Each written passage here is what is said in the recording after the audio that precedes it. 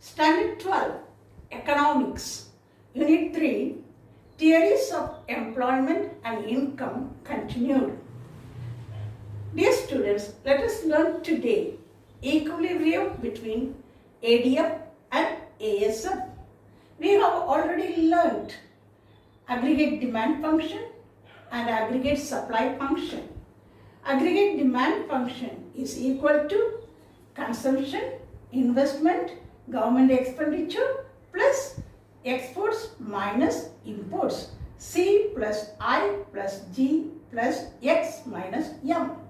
Aggregate supply is equal to consumption plus savings plus taxes, that is R plus RF.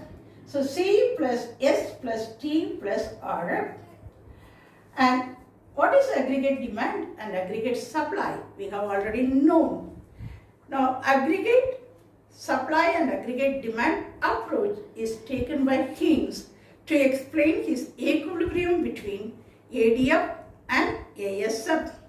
There are two types of approaches.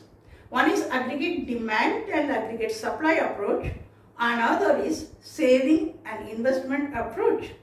Here in this unit, we have Keynes has taken aggregate demand and function and aggregate supply function to prove this equilibrium.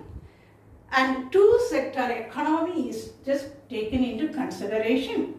Two-sector economy consists of household sector and business sector.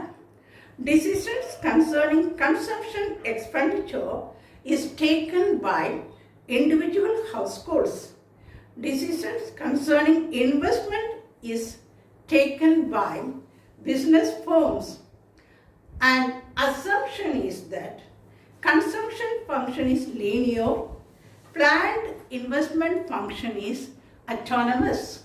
Consumption function is linear, planned investment function is autonomous. Planned investment function, because the firms, the industries, the producers, they plan their investment, so it is autonomous. And okay, now let us see this figure and how this equilibrium between ADF and ASF is proved. So in the horizontal line, x-axis employment. In the vertical line, y-axis proceed and cost. Proceed, output, and cost. So both are just mentioned in the y-axis. And we can just started. See this blue line, the blue curve. And the blue curve is aggregate demand. So aggregate demand starts from the O and then just moves on. So along with the aggregate demand curve, aggregate supply curve also moves further.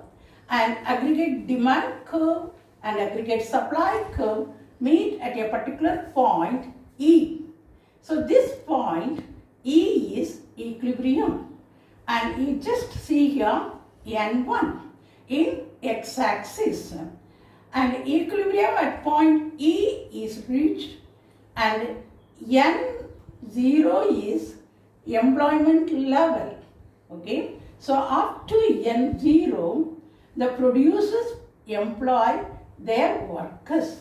They employ more and more workers. And see the N1 in x-axis. So N1 and R1. So N1, R1 is just supply, the workers. Just at the point of N1, M1 is reached. So M1 and N1 is the expected profit. So not expected profit, that is output. Okay, M1 to M1 and N1. And M1 and R1, the profit that is obtained by the producers. So ON0 is the limit for appointing more and more workers, and in ON1 the producers just reach the profit of M1 R1. So the profit is reached and the excess of the employing of more and more workers will be just limited. And when it reaches at the particular point E, that is AD curve and AS curve. So now see, after point E, AS curve is just moving upward and AD curve is moving downwards. So aggregate demand is less after the point E and aggregate supply is moving just high up. So remember, NF is nothing but that is the level of full employment. But the difference between N0 and NF is the level of unemployment. Remember, NF is the full employment and the producers stop their employing of workers at the point E. So N0 and NF, the difference between N0 and NF is the level of unemployment.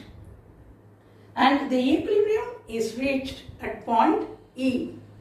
Hope you have understood the equilibrium between aggregate demand function and aggregate supply function.